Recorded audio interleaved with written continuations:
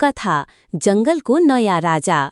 धेरै समय अगाडि एउटा घना जङ्गल थियो जहाँ धेरै प्रकारका जनावरहरू बस्थे। हात्ती, बाघ, सिंह, बाँदर, खनायो, मृग र धेरै चराहरू। सिंह त्यो जङ्गलको राजा थियो। ऊ बलियो र डरलाग्दो थियो, तर कहिलेकाहीँ धेरै घमण्डी पनि हुन्थ्यो।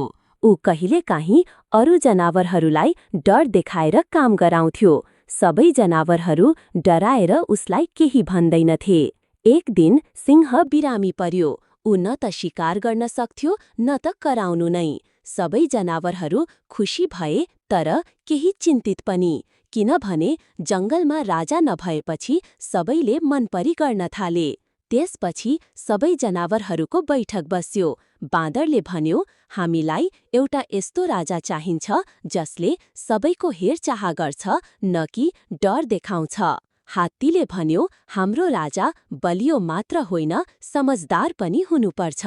त्यसपछि सबैले एक अर्कालाई प्रस्ताव गरे। मृगले खरायोलाई, खरायोले बाँदरलाई, बाँदरले हात्तीलाई। अन्ततः सबैले मिलेर एउटा निर्णय गरे। अबदेखि राजा कुनै एक जनावर होइन, जनावरहरूको एक समूह हुनेछ, जसलाई जङ्गल परिषद भनिनेछ।